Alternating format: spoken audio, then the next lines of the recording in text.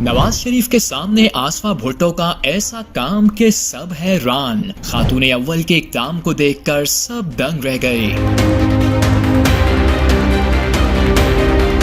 जिनका इंतजार था वो आखिर ऐवान में आ ही गए।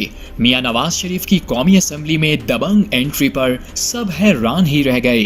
क्या छोटा क्या बड़ा, सभी ने खड़े होकर इस्तकबाल किया। लोग अपनी सीटें छोड़कर नून लीगी कायद से मिलने इनके पास पहुंच गए। लेकिन यहाँ सबसे मुनफरिद बात कुछ और ही थी। जैसे ही नवाज शरीफ ने ऐवान में एंट्री दी तो ऐवान नारों से गूंज उठा। लीगी रहनुमा अपने कायद के हक में नारेबाजी करने लगे। इसी दौरान मेल मुलाकातों का सिलसिला शुरू हुआ।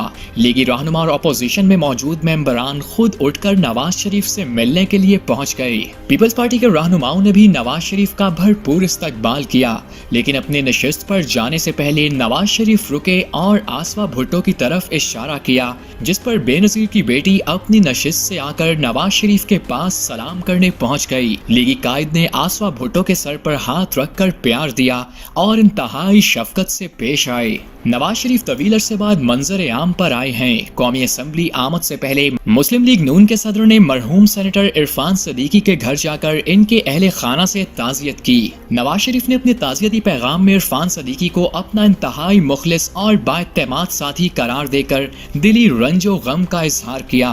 नवाज शरीफ ने कहा था कि इनके दिल में इरफान सदीकी की बहुत अच्छी और लाजवाल यादें हैं। इनकी वफात एक अजीज तरीन भाई के बिछड़ जाने के मुतरादिफ है, जिसकी कमी कभी पूरी नहीं हो सकती।